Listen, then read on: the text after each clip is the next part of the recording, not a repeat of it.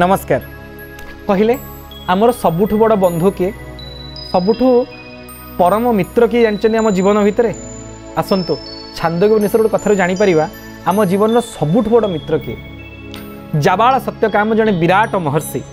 जहाँकर माँ ना हूँ जाबाल और निजे सत्यकाम महर्षि गौतम परम शिष्य माँ नामानुसार समस्ते जाबाल सत्यकाम बोली कहते जितेबाला गौतम ठारू संपूर्ण वेद वेदांत उपनिषद शिक्षा प्रदान करी निज आश्रम को फेरिले निजे विराट आश्रम निर्माण करेले एवं तांको आश्रम रे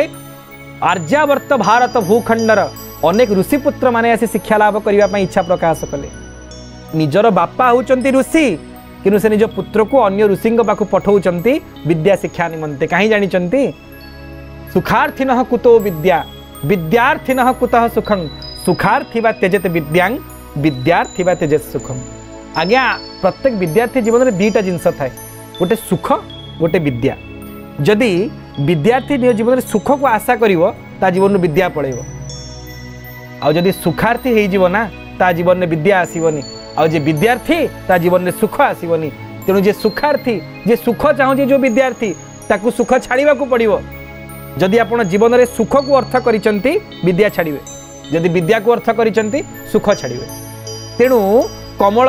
महर्षिंगर पुत्र उपकौशल आसी पहुँचिले जाबाल सत्यकाम महर्षिंगर आश्रम रे निजे महर्षि कमल आनी पुओ को छाड़ी दे गले तेल आज्ञा मुझे विषय बहुत शुणी आपण महर्षि गौतम परम पट्ट शिष्य मो पिला को आपण परी करदेवे जितेबले ए प्रकार कथा शुणिले गौतम परम प्रिय शिष्य सत्यकाम पिलाटी को आपणे नेले उपकौशल को हेले देख आश्रम रहा गले सेवा करने को पड़ो आम आश्रम अनेक शिष्य माने अछंती विद्यार्थी अछंती शिक्षार्थी अछंती ब्रह्मचारी अछंती जतिगण अछंती से विभिन्न कार्य लिप्त अछंती किए अरणी मंथन किए समिध संग्रह किए पुष्पचयन किए गोसेबारे अछंती एवं क्या भिक्षावृत्ति लगा जाए वर्तमान किसी विशेष शिक्षा नहीं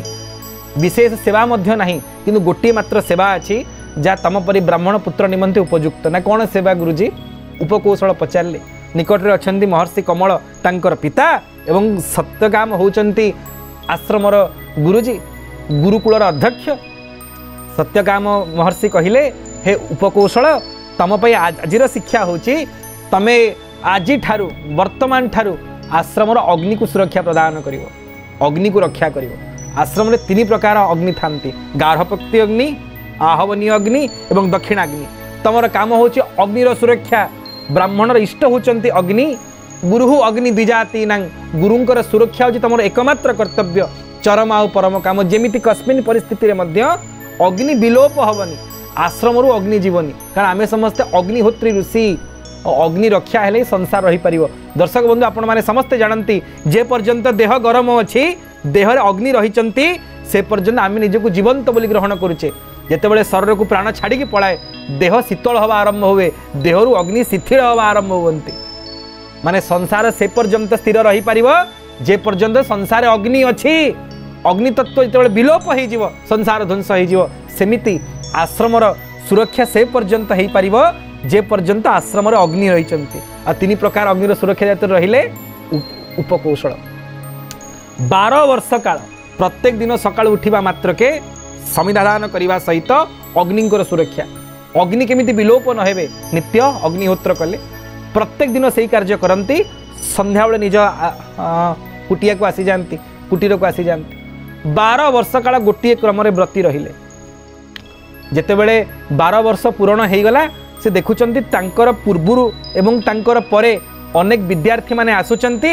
गुरुजी तांको पाठ पढ़ाउचंती काहाकू वेद काहाकू वेदांत काहाकू ब्राह्मण काहाकू आरण्यक काहाकू उपनिषद पढ़ाउचंती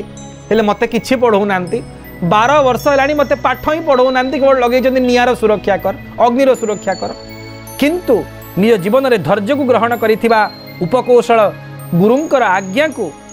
पदवाक्य प्रमाण पारावारिण भाव रे ग्रहण करिसंती पदवाक्य ही प्रमाण अग्निर सुरक्षा करिवो कोन करिवे कहले आज्ञा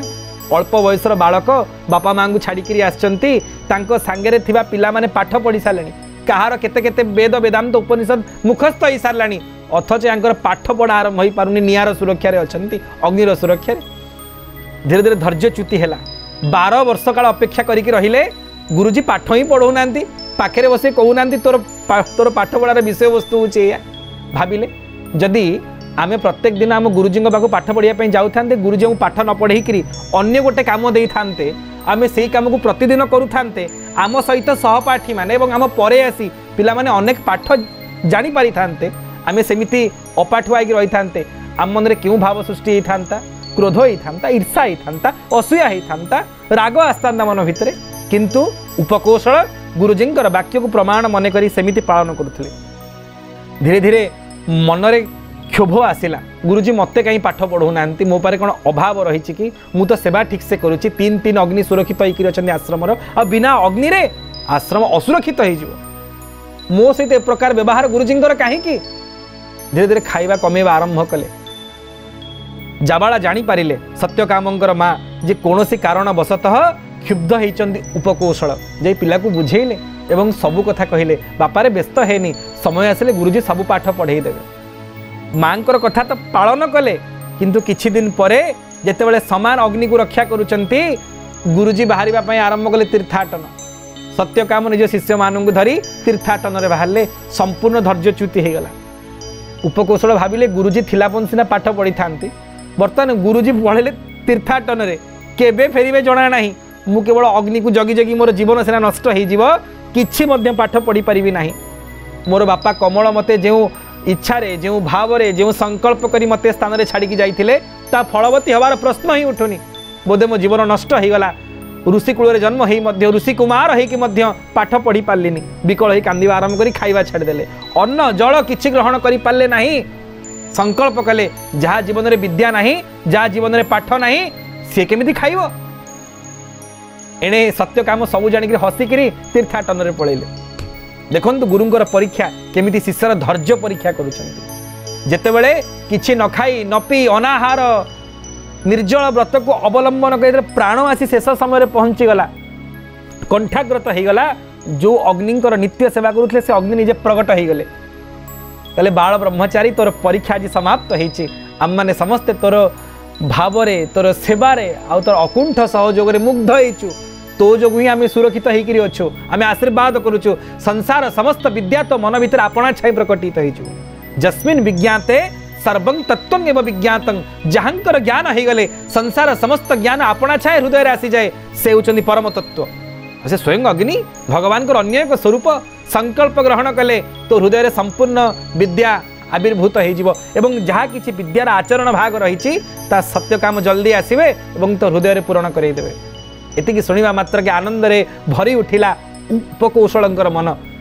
एवं शेष कथा कहले अग्नि जीवन रे बाबा सबू करू धैर्य छाड़बनी धैर्य हूँ मनीषर परम मित्र कहीं अंतर्धान हो गले अग्नि आ समान क्षण रे जो गुरुजी वर्ष वर्षर तीर्थाटन पर जाइथिले सांगे सांगे आसी पहुँची गले सत्य काम एवं उपकौशल को समस्त शास्त्र को क्षणार्ध मध्य ज्ञात करईदेले जनईदेले एवं ये समस्त शास्त्र ज्ञान रे तांक हृदय रुधिमंत हो गला आनंदित हो गले और से जीवन में स्वीकार कले धैर्यर आवश्यकता रही बोधे शिष्यर धैर्य को परीक्षा करने गुरुजी नाटक रचना करते बारंबार एड़े दौले अग्निंकर शिक्षार लगे तार एकमात्र मूलमंत्र थिला जीवन में धैर्यर आवश्यकता रही दर्शक बंधु आमर सबुठ बड़ मित्र हूँ धैर्य जेते विपद आसिले जदि आम धैर्यच्युत हवा नहीं से धैर्य नामक मित्र आमको सफलतार शीर्ष स्थान अवस्थापित करेइबो आसंतु जीवन में धैर्य को पोषण करवा आ धैर्य को छाड़ी आउ कहार शरणागत हवानी नमस्कार।